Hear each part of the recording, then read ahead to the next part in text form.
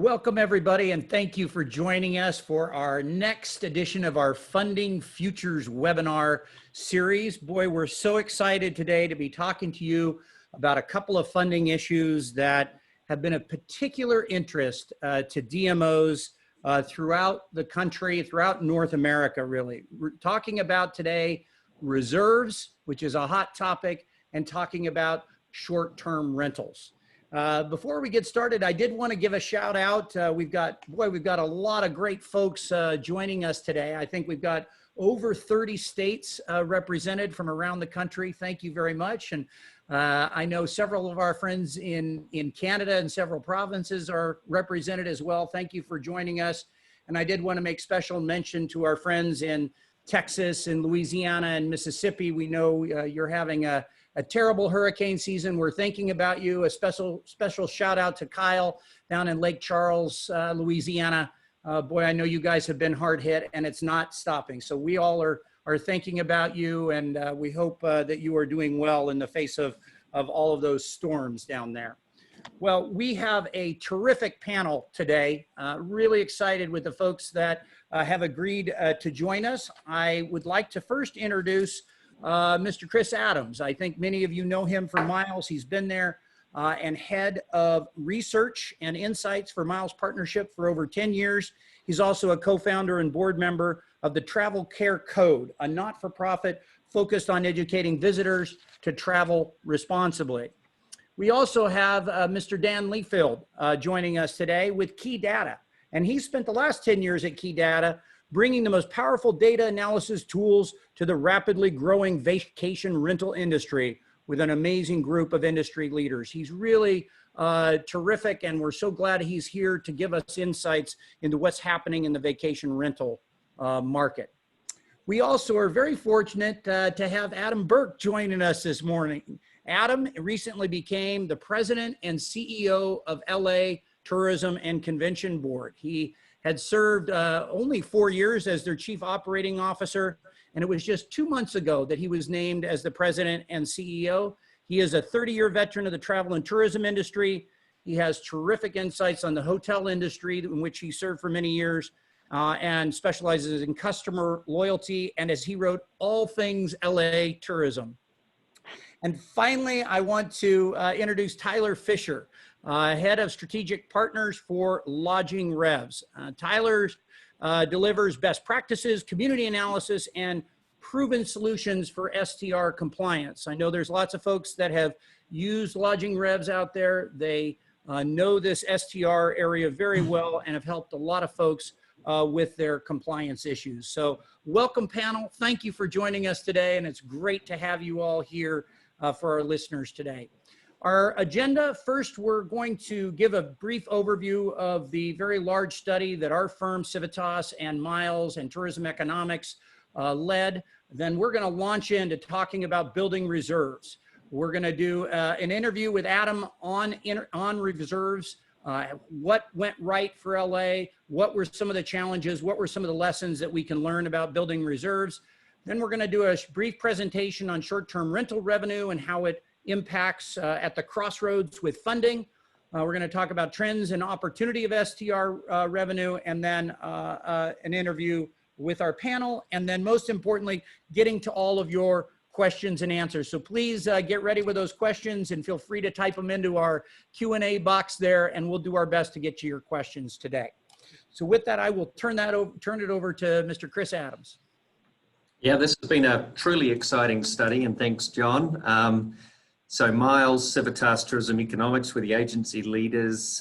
Most of the time was donated into this project to give you a resource, hopefully an actionable resource that you can take advantage of. We want to give special recognition and thanks to US Travel's Destination Council, to Destinations Marketing Association of Canada, both of whom contributed some funding, and destination analysts who led the research process. And again, that was pro bono. So thanks to Aaron, Dave, and the whole team there. And of course, Destinations International also contributed input and expertise. So in terms of the project, there's a huge part of it. Hopefully many of you have had a chance to look at the full report. or the sections of the report that are all available for free and can be downloaded. We did a review of funding of US and Canadian DMOs. Civitas led that. That was actually an update of the 2018 work they did with US travel. We had a number of discussion and focus groups with DMO leaders. We looked at past crises. Destination analysts led that in-depth survey. Tourism economics, Adam and the whole team there did some superb work around looking at the scenarios for the recovery and what that means to tourism revenue and DMO funding. We identified and described in significant detail 10 new or enhanced funding options. So if you want to focus on just that part of the report, you can dive into that.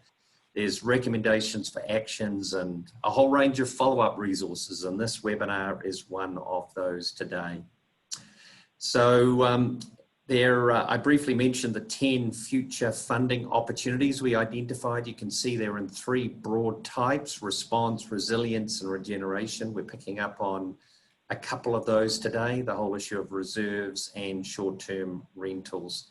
The full report's available on our website. You can also download the individual sections. You can also watch past webinars, and John gave a shout out to our Canadian friends and colleagues. We just held with DMAC a Canada edition of the presentation of the report last week, so you can watch that recording along with the full US travel recording of the webinar we ran with them back at the end of August. An exciting next step on this is going to be looking at the European insights. So a major study in parallel with the North American study that our team led is being completed in Europe. And so that's with the support of the European Cities Marketing, European Tourism Association, led by the Now Group, our good friends Peter Sina over in Denmark, and there's going to be some shared insights and comparisons. We're looking at holding a joint webinar in late October or perhaps early November. We're also going to be diving into a couple of the other specific topics that the full report identified, and we're going to be looking, you can see there, the start of November, a follow-up specialist webinar on dedicated funding and tax increment financing. And without further ado, I'll pass it over to John, and I'll rejoin you to talk about short-term rentals. Over to you, John. Thank you so much, Chris. And you know, our good friend Simon Sinek would say, start with why. So that's what we're doing today. We're starting with why as it relates to reserves. And if you would, my slide is not advancing. There we go. Why reserves? And really, in our experience in working with an awful lot of DMOs, we really found 3 main reasons that folks are building their reserves and focused on this topic in a significant way. The first, of course, is obvious: risk mitigation, right? And I might mention, we have, and I know Chris at Miles and many of our other partners have been talking to folks about risk mitigation since COVID hit.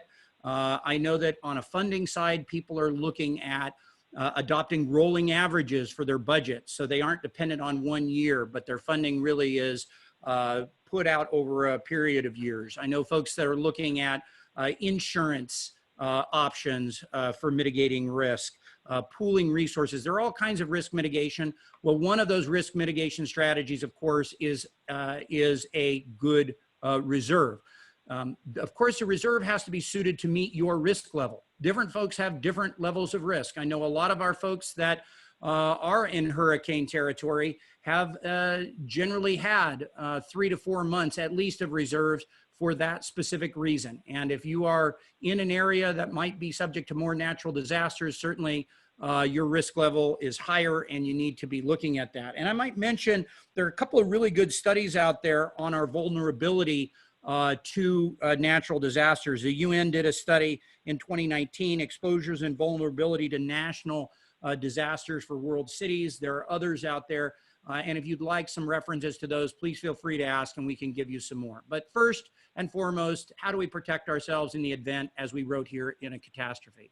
Second has to do with planned expenditures. And that is, we know in our business that there are a lot of costly items that we want to save up for. whether that might be a big citywide event, whether those bid fees for a particular sporting event or something else, or capital improvements. We've seen a lot of DMOs say, we want to put money aside year over year so that we save money for big expenses in future years. And finally, really increase liquidity for opportunities. So there are opportunities that come up from time to time, whether it's a new event, whether it's a new marketing angle that you might have, whether it's a new promotion. Certainly folks are putting money in reserves to say, if we have opportunities in the future, we need some money set aside to be able to take full advantage of those opportunities. So those are our 3 whys for reserves. Let's go to the next slide. And really, we want to do a look here now, kind of a situation analysis. Where are we at with respect to reserves? And I've included on this slide a quote from my good friend Kevin Kane in Memphis, who really did a fantastic job of putting some significant reserves aside. But really, we've found a wide variety of policies as it relates to reserves. On the one hand, we've got DMOs that haven't been able to put any reserves aside. In fact, in many cases, a government might say, if you have money left over at the end of the year, you're going to have to give it back, meaning there's no more reserves. On the other end, we have seen folks that have over a year's worth of their operating budget in reserves. I want to give a shout out to my friend, Julie Hart, CEO of CFO by Design. I know she's doing a lot of great work in this space. She and I have presented on these topics several times before, and I know we've been asked the question a lot, how much should we put aside in reserves? And boy, I know that answer can change, and it can change since COVID. But pre-COVID, we were generally saying 4 months, 4 to 5 months of your operating budget. And now we're really saying you should look at something that allows you even greater flexibility and put aside even more. Another piece of our current situation, of course, is climate change and the increasing frequency of both natural and man-made disasters. Those risks are on the rise. We know it. We know our industry is susceptible to these kinds of disruptions. And so that makes reserves even more important. And finally, of course, COVID-19 has demonstrated how uniquely vulnerable we are. And as an industry, of course, we have been hit the hardest. The hospitality industry, whether we're talking about hotels or restaurants or transportation or all the other services around our industry, the job loss, the economic loss has been severe. And that has really been a wake-up call, I think, for folks around the globe of the importance of our industry. Let's talk about a short-term opportunity that we have right now, and that is, we know that our industry has been decimated. Our appointed and elected officials know that our industry has been decimated, and they want to help us. They're looking for ways to help us, but so often that help and that ask for help comes in the form of cash, right? We're looking for appropriations. We need those things, and we will continue to fight for those appropriations. But we can also fight for policy issues. And one of the things that we've seen in the last several months, we've witnessed in several destinations, is significant wins on policy issues that didn't involve taking more money from local or state government. And so we see an opportunity out there for a win on a policy issue. And one policy issue that is at the top of our list is reserve policy. If you don't have a functioning, good reserve policy, there is a political window of opportunity now to make progress on that. That window won't be open forever. That's for a limited time. As we advance through recovery, that window will start to close again. But I will just tell you, I've seen many local governments and state governments grant policy decisions to our industry partners that they would not have done 6 months ago. And please, if you are in a situation where you can take advantage of that, please strike while the iron's hot and get some policy changes that will help you in the future. The last couple of things I wanted to mention before we bring Adam in and talk about some of LA's successes and challenges is I really wanted to talk about the objections that we hear around reserve policies. And we put a compilation together of all the different things. These will sound very familiar, I think, to many of you out there listening right now. But as you put money aside, it's very common for folks in the public sector to say, if you have enough money to put aside in reserves, maybe you were given too much money. Maybe that money shouldn't have been given to you in the first place. If you're in a dedicated district, maybe your rates are too high. Another objection is, obviously, you don't have urgent spending needs if you're putting money aside, and we have others that do. And so perhaps that money could be repurposed. I've heard others say you're not providing the level of service that you should be if you've got money in reserves, right? That money should be out in the marketplace working. And finally, I know this is will have a familiar ring to many of you. We have more pressing urgent needs for those funds, right? And that's what we will hear from some folks who will object to our reserve policies. So we put together a few responses just to arm all of you, and we can make this deck available to you as well. But in terms of overcoming those objections, in particular, we thought it would be helpful to arm you with a few ideas. First, a big part of gaining a solid reserve policy is education. It really is educating our elected officials, our partners, on the tourism and hospitality industry. We're unique in that a small disruption can wreak immediate and widespread harm. Other industries don't have that same vulnerability. And I think as we educate folks, they can see our need in particular for reserves. Second, destination marketing is by its nature competitive. And if we don't have the resources to compete or to mitigate risks, others will, and we will lose out in that competition. Many of our clients have said, look, as it relates to reserves, we will develop oversight and transparency mechanisms to ensure that our reserves are carefully managed and accurately reflect the needs of the destination. Another very popular statement, our request for a policy change costs the government nothing, right? So if you're looking at changing your reserve policy, that's a great argument for you. And finally, COVID-19, again, has demonstrated the vulnerability of the industry to not only the disruption in our economic activity, but as you all know, widespread job loss and significant tax revenue loss.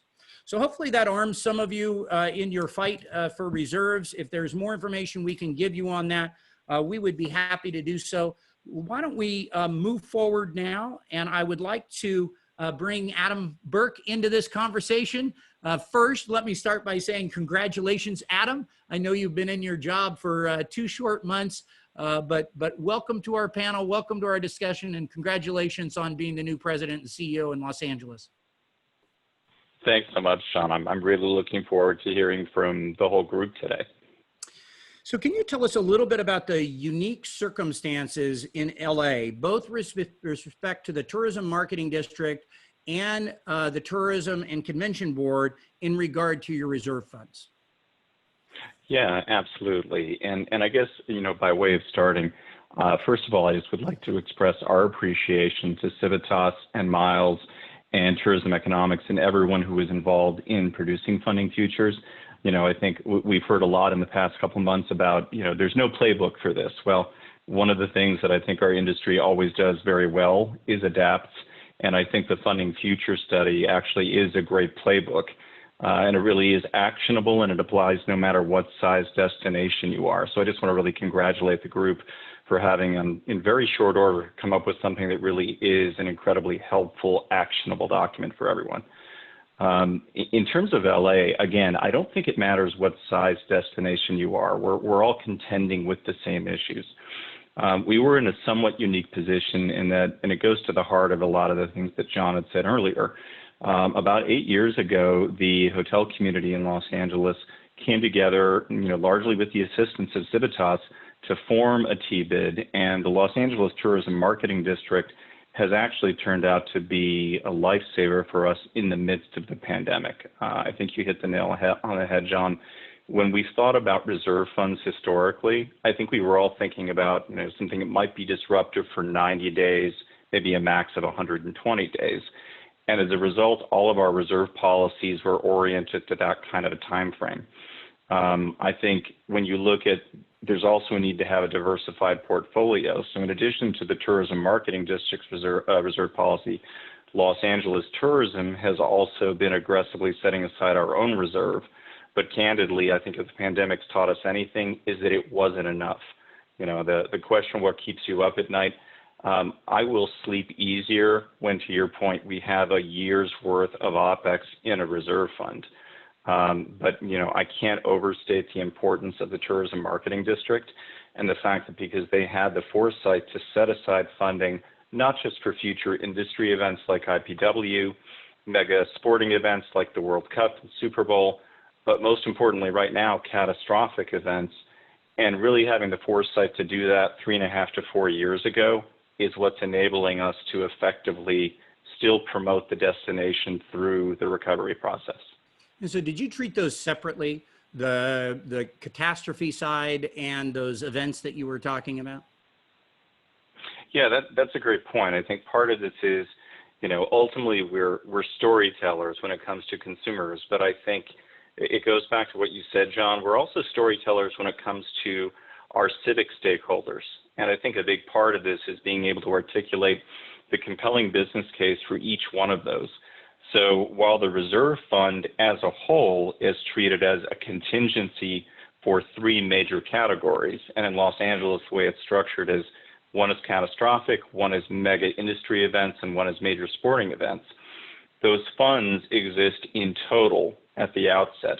But once the Tourism Marketing District Board decides that they want to commit those funds to a particular course of action or event, then those funds are completely segregated and they're basically held on Los Angeles Tourism's books, very much like a donor-advised fund. I think that's one of the most important things is you have to have clear segregation of the funds, and once the decision is made to allocate them, you have to have transparency and you have to be able to audit to those funds and how they're being utilized.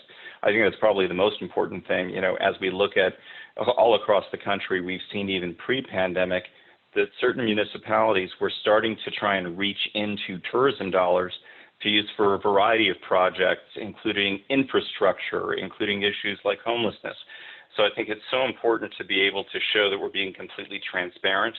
And we use BDO as our independent auditors, and every year they are looking to ensure that those funds are being set aside and used as they were intended by the Tourism Marketing District. I know a lot of our listeners are out there saying, John and Adam, we'd love to have a reserve fund, but our local government has been resistant. Did you get pushback from city staff for having funds in reserve? Yeah, that's a great question. So again, I think this goes back to we can't afford to wait until we need the funds to have that conversation, particularly for destinations that are just on the front end of this conversation right now. I think now is the right time to actively engage with your local government leaders to talk about, number one, the economic impact of our business, because I think that's a foundational conversation. I think if the pandemic has pointed out anything, it's that all of us have had a very narrow lens through which we view civic stakeholders. But now that we look in the middle of the pandemic, the people who are in a position to impact both reserve funds, but even things like EDA grants, coronavirus relief funds, we're having to reach out to more and more people in a government arena who really we've never engaged with before. So I think now is the time to educate as broad a group of electeds and government constituents as possible about how important travel and tourism as an economic driver in your market. Some of the pushback we got was a lot of the things that you cited earlier. And I think you have to frame it in terms of the return to the city, county, state on that investment. I think what really got us over the hump in terms of the use of reserve funds was not focusing on what it did for our industry, but focusing instead on what it did for our community and framing the discussion in terms of job creation and in terms of direct economic benefit to our local business community. And I think those are the two levers that we have to pull when we're talking about this, is frame it in terms of community benefit. Got it.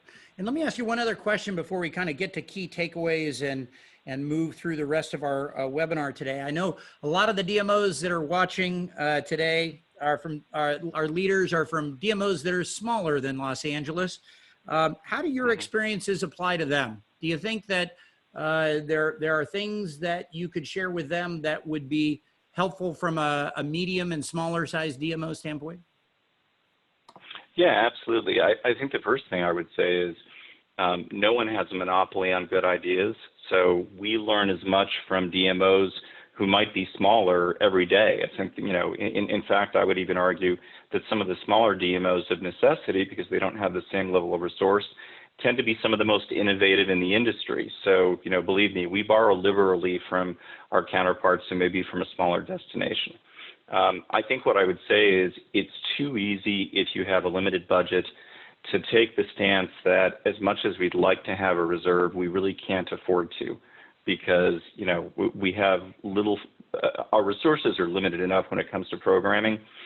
I think it's more of a function of you can't afford not to. So I would just strongly encourage everyone that if the pandemic has taught us anything, it's that smaller destinations are even more vulnerable in terms of not having the resources to be able to manage through the pandemic.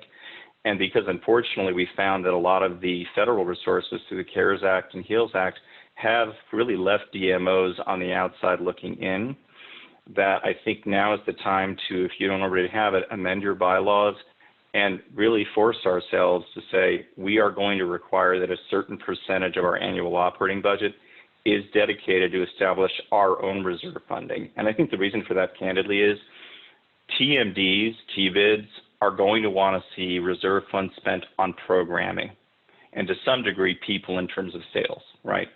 But at the end of the day, they're not going to want their reserve fund being used for just ongoing overhead and operations. So I think it's incredibly important to diversify so that our reserve funds as DMOs are really used to keep the lights on. It's used to maintain essential personnel and to cover our overhead, knowing that TMD and TBID funds are what are going to support recovery programming and some of these major events. I think that those two types of reserves have a very different filter on them. So let's bring up the last slide in this segment, if we could, which is key takeaways. And these are some of the key takeaways, Adam, that we put together. And I'd be interested in having you weigh in on key takeaways as well. But obviously, what we said before, it is an opportune time and an opportune political environment to be looking at these rules and policies now. It's also, I think, a key takeaway is for DMOs to pursue local or state law to allow for a reserve fund.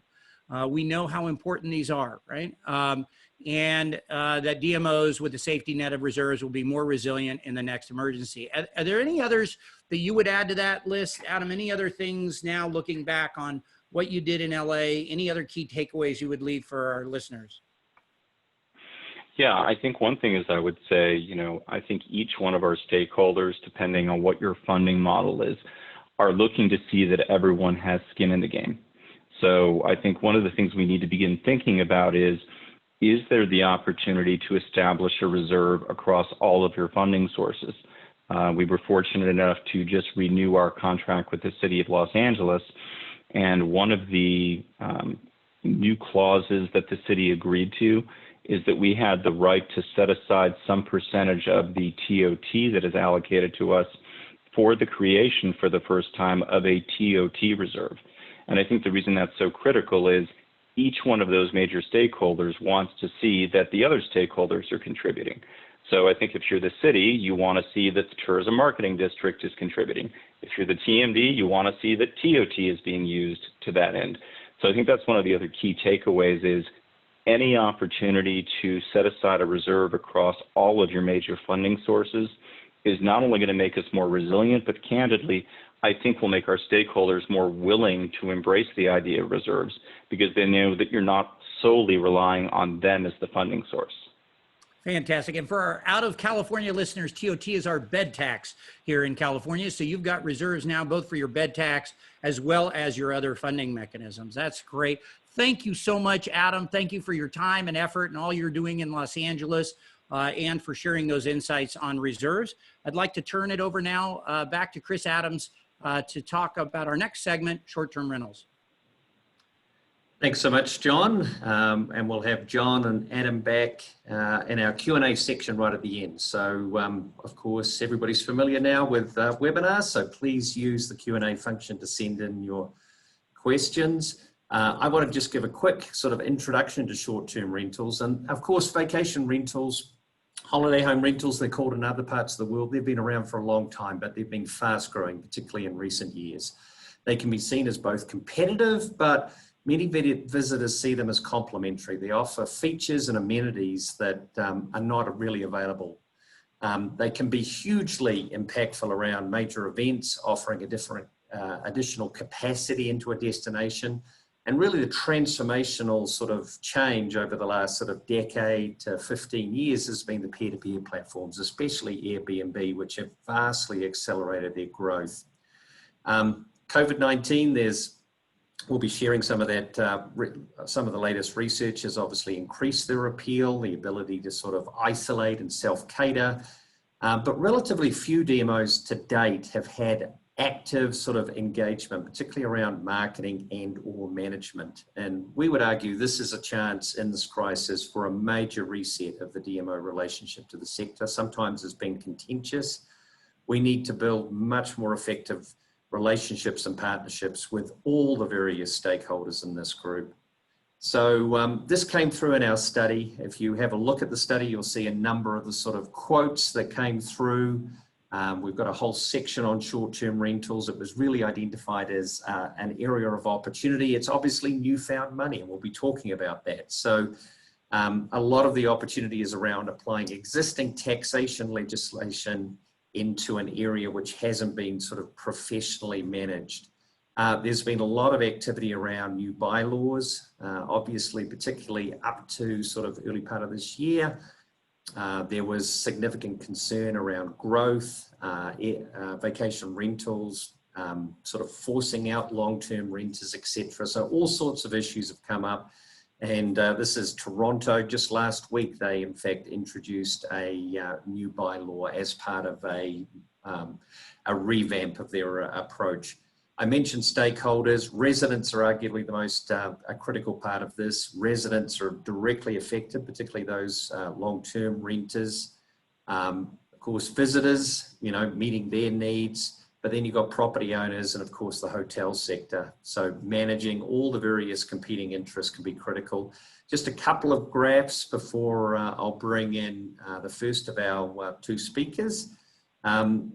If you have a look around the country, there's winners and losers. Overall, and you can see the black line for the United States, this is one of the few areas of tourism which has seen year-on-year growth.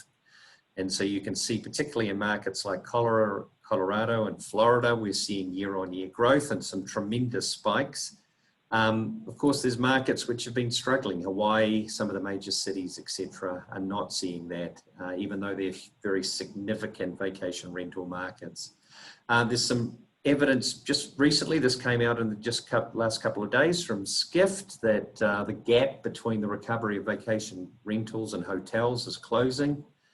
And so, you know, there's opportunity hopefully across the accommodation sector, but there's no doubt that vacation rentals have seen significant growth in the crisis and are going to be an increasingly important part of the mix of accommodation. We identified 4 primary areas in the study that you need to have in your short-term rental management plan.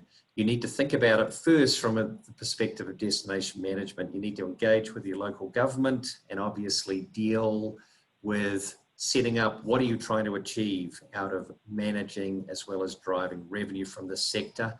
And then we identified permitting, tax assessment, and enforcement as the 3 other sort of major parts of this sector. And Tyler, when he joins us in a moment here, will be talking about some of the specific best practices in each of these areas. Just one example I wanted to highlight. We'll be talking about a number of examples today, but Massachusetts, their statewide short-term rental tax really combines a lot of the characteristics that is arguably best practice. So it not only filled the gap in terms of targeting taxation revenue from the vast majority of rental properties, it also combined resident engagement, destination management. There's a community impact assessment fee as part of this. So you're trying to give back to those communities that are impacted by vacation rentals. They even have regenerative tourism funding projects, which we talked about in the study. And you can see in this example, Cape Cod has been able to invest in areas like wastewater management as well as environmental restoration projects. There's actually a great podcast from the team at Cape Cod, Chamber of Commerce, Wendy Northcross and the team there, and you can access on that on the link right there. So let me bring in, if I may, Dan from Key Data. And I'm going to pass over to Dan, who's going to give a brief overview of how Key Data see the vacation rental market. They're one of the leading companies tracking, monitoring, and reporting on vacation rental property performance across the US and internationally. Dan will give us a sense of what is the state of the union with regards to vacation rentals, and then he's going to have a closer look at Hawaii to identify the potential of short-term rental revenue in that state as an example for all states. Over to you, Dan. Sure. Thank you very much for having me. I really appreciate it, Chris. As John mentioned, for example, really are focusing on diversifying our portfolio a little bit. When the hotel industry kind of starts to die down, when the pandemic hit, we really have to get into some other type of revenue stream. And vacation rentals, by and large, across the country didn't go down like everybody else, at least not at the same length of time. So they weren't down for the count nearly as long. So the first thing that I want to do is tell you a little bit about what Key Data Dashboard does. That way you can kind of understand how you can use that data. Usually data isn't the most exciting part of the presentation, but I will say that there's some big numbers here that are hopefully gonna make you a little bit excited. So the way that Key Data gets our information is that we get it direct from integrations with the property management systems that vacation rental professionals and resorts around the world use. That allows us to see in real time what's actually happening with that forward-looking data. So you can see, for example, when a pandemic hits or a hurricane or a other weather event, you can see exactly what ends up happening with cancellations as well as with bookings for the future. And you can see how those different events impact the bookings in real time. But we don't just get the direct integration data. We also get data off of the major OTAs. We call that a scrape. We scrape Airbnb and VRBO. And that provides us more about the supply in the market, which will come into play in just a couple slides. But also it allows us to see, to make some nice projections on, okay, what's the total revenue look like in that market? So you can imagine in some of these places, if you're not using vacation rental data, you might be missing out on a ton of money. And that's where our shared aggregated data comes in. Once we get all this data and supply great tools for revenue management, for marketing, for owner communications, for vacation rentals, we then also give the destination the ability to use that data through data dashboards, through trend reports. Hotels even buy our data so that they can see how they're stacking up against the vacation rental industry. So there are some big things that are happening with vacation rentals.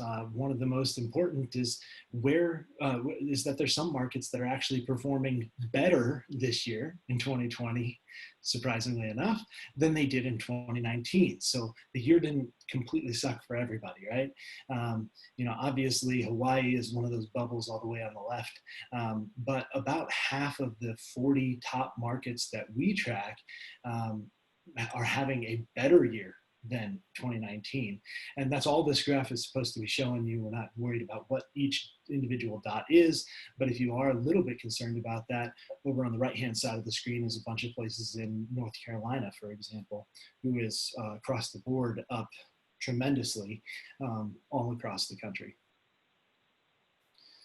So let's take a quick look at the next hope you're not hearing Siri decided to start talking on the computer. So what I do want to point out though is that booking activity has resumed for vacation rentals before hotels. And this is kind of what that looked like for vacation rentals. And ever since May, when things really started to open up for the first time, we really saw an explosion in bookings to where we were actually booking more as of that day this year, moving forward. So those vacation rentals were very resilient through the pandemic. And I think a big part of that is social distancing. We want to be able to distance ourselves from everybody. What better place to do that than a vacation rental? You certainly can't do that in a hotel. So if we go to the next slide, what we're going to be looking at is really the meat and potatoes of this presentation. So what we're asking is, are you really in touch with that part of your economy, with the vacation rentals in your destination? Heads and beds are certainly important, and you see that through everybody can say, oh, our occupancy is up, down, right? But so is potential tax revenue. So if you're not tracking vacation rental revenue, you could be missing a big portion of the number, or a big number as a portion of your total opportunity. We thought, what better place to look at than Hawaii as an example. Everybody likes to dream about being in Hawaii, so let's just go ahead and do that for a second. I'll wait. I'm joking. There's about 5,343 two-bedroom condos listed on Airbnb, and I'll throw in here that that's also Airbnb and VRBO in Hawaii. So around 5,000 units.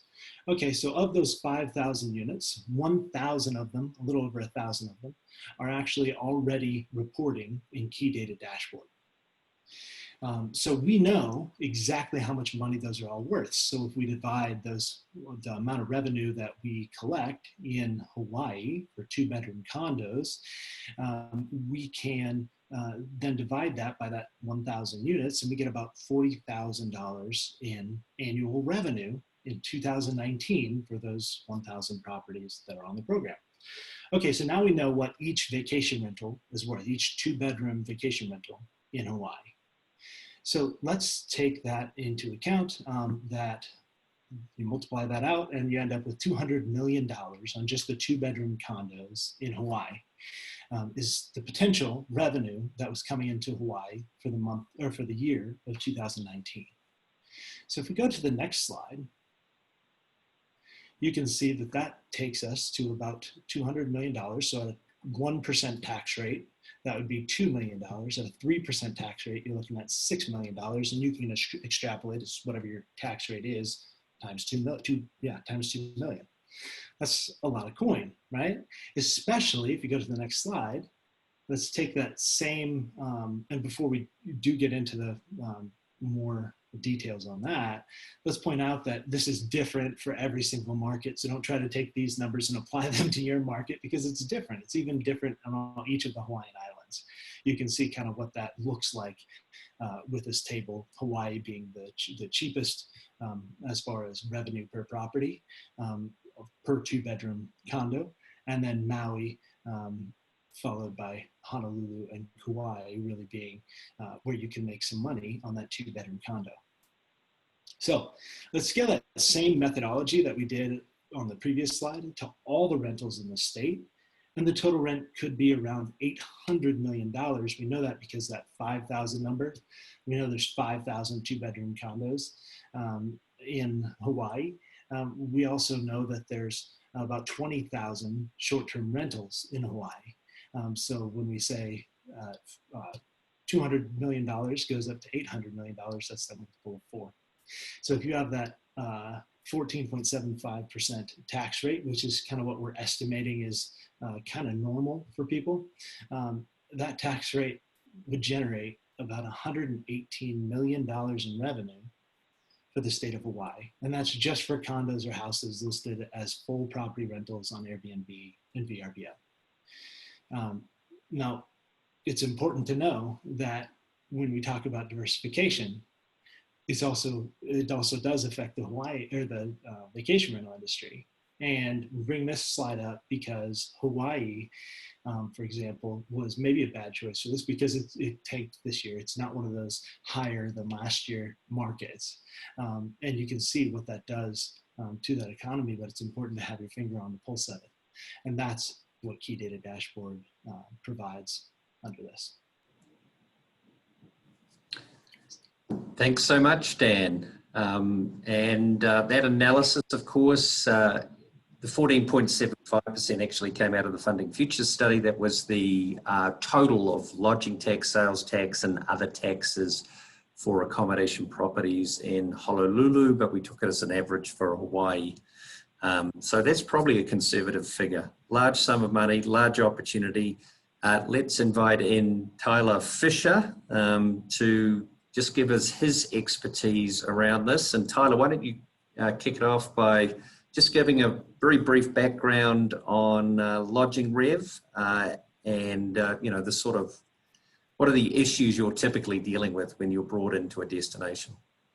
Sure. And once again, thank you all very much for having me on board. Happy to contribute some of the insight that I've honed and also some of the best practices that we see in our vantage point in our industry. So just a very brief background on our company. So Lodging Revs, we are a company founded by Aaron Neer back in 2011, former CPA and finance director in a Colorado community. And the very foundation of our company is in a really high-end destination. So within the community of Telluride and Mountain Village there in Colorado, there was a really key need for better revenue documentation, online resources, and a very key aspect of increased revenue collection and compliance related to short-term rentals. And a key aspect of not only kind of the establishment of Lodging Revs and the growth is really kind of the ongoing discussion that we've been talking about here by engaging destination marketing organization leaders and also local government officials. And that was really just a key aspect of the origins of our company.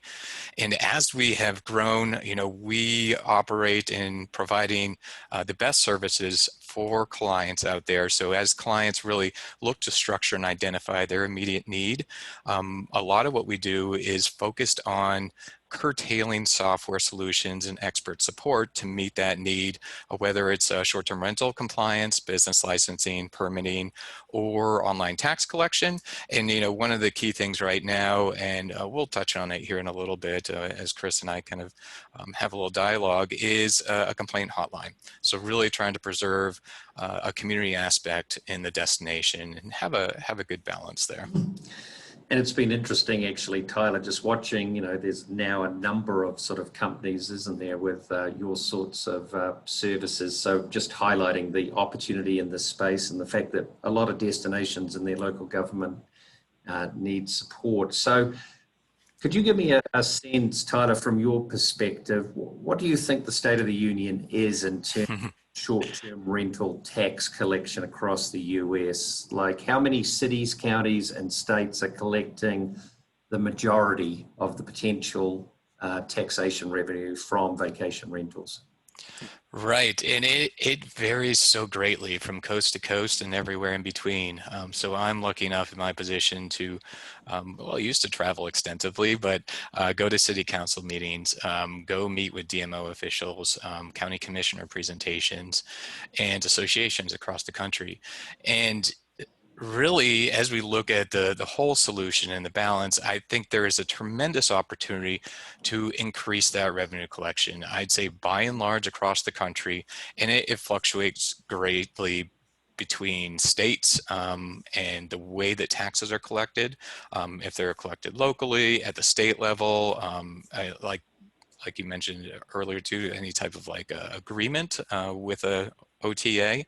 But I'd say initially that a lot of the communities are right at between 60 and 70% compliant in collecting that revenue.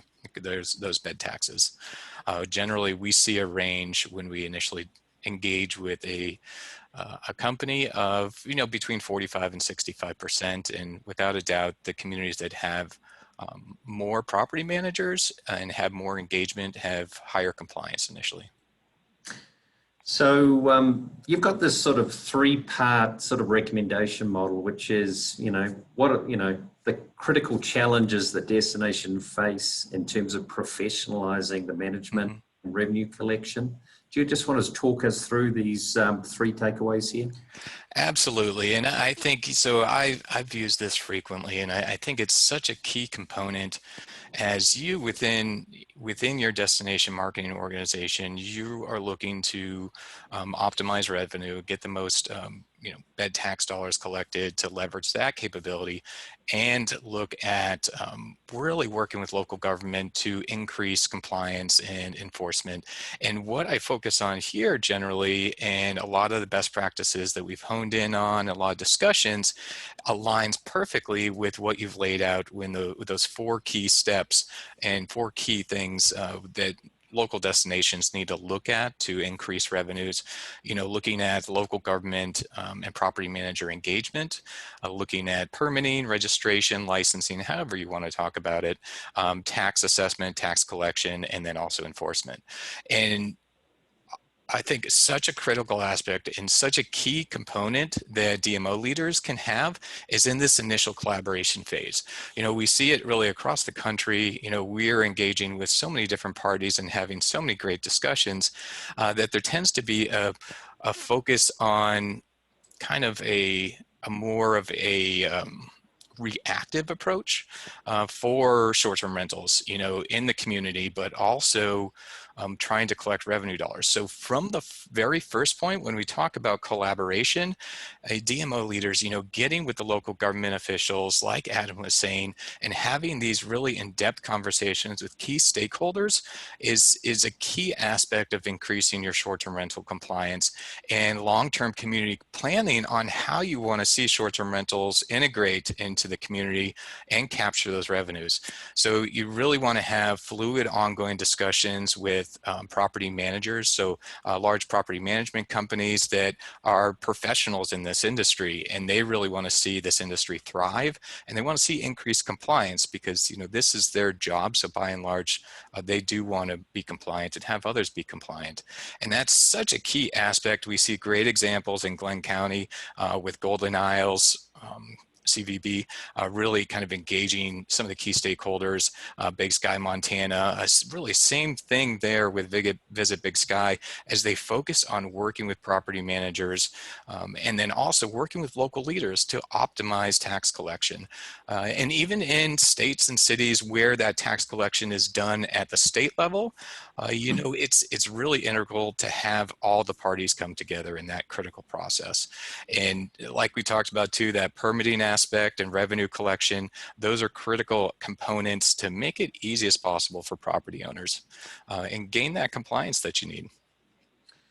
So Tyler, we've seen around the US, and I mentioned Massachusetts, Utah, Tennessee, a number of states, Quebec, the province in Canada, have had sort of state or provincial-wide agreements with the major OTAs. Can you give us a quick sort of assessment of the pros and cons of that model? Right. Yeah, I'll give you like the very high level. I think it's a very intricate, it can be a heated discussion for sure. As essentially what we're talking about here are the OTAs, so the online travel organizations, working with local city governments, state governments, but here specifically state governments to facilitate the collection of the taxes on the OTA and remit that directly to the state. So there are a lot of states that have gone this route. Here we've got Tennessee, Utah, Arizona. I'm here in Florida. Florida, by and large, has a lot of agreements too. But there's give and take here for sure. From the perspective of Airbnb trying to facilitate a transaction and the state trying to collect as much revenue as possible, it does look, collecting those tax dollars on the platform and remitting them directly to a party, in theory looks like an extremely efficient process, but there's all kinds of different nuances in there. And as these parties look to negotiate these agreements, often these agreements do not include the capability to, the vast majority of them do not include property information, so property owner or even the capability to audit the records. And that's one of the key things that we do see. There's a lot of communities where they might be paid for taxes when that property actually isn't even in their jurisdiction. So that's something that occasionally we do here, and just something that has to be worked out sometimes.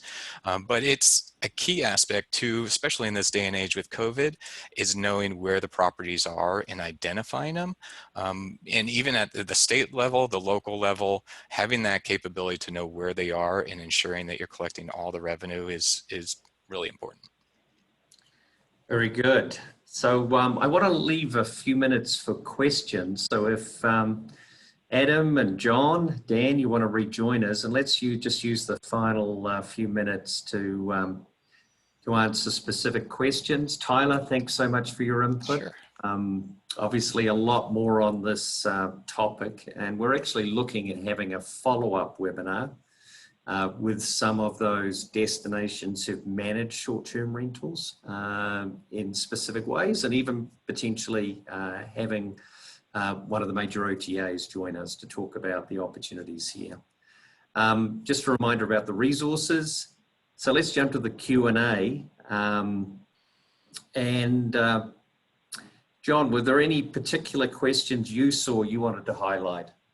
Yes, we've got some great questions in the Q&A box, and thank you to the folks that not only asked the questions, but also are helping to answer the questions. But first, I want to recognize Maura Gast in Irving, Texas, asked a great question on the short-term rental side, and specifically about recouping short-term rental taxes. If it was on the books that they should have paid and they haven't paid, I think this is both for Dan and Tyler. If there were taxes that were supposed to be paid but weren't, have you seen jurisdictions go back and recoup those uncollected taxes?